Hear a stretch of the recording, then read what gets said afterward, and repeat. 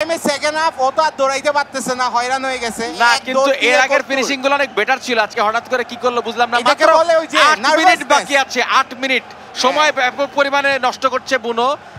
এই সময় এটাই আসলে একজন গোলকিপার করবেন ইন জেনারেলি, কারণ দল 3-2 গোলে এগিয়ে। হাকিমের আবার বড় গোল।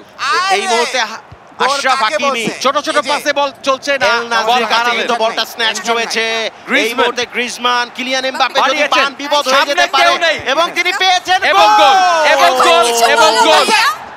কিছু বলো ভাইয়া। কিলিয়ান এমবাপ্পে হ্যাটট্রিক করে ফেললেন।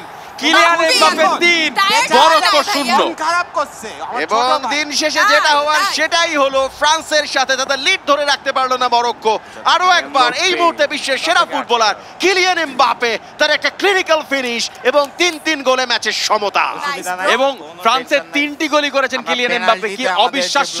এইখানটাতে কিন্তু আমিন তোমার ডিফেন্ডাররা একটু ফাউল করছে, ওরা কিন্তু সামনে দিকে গেছে অতিরিক্ত ভাই এক্সাইটমেন্ট। দরকার নাই তো, ও কান্নাকাটি করতেছে। এক্সাইটমেন্টটাকে একটু নিয়ন্ত্রণ করো, পেনাল্টিকে গেলে কিন্তু পারবা না নিকোলা। আর কি বলেন, লরিস আর কয়টা বাঁচাবে দেখেন।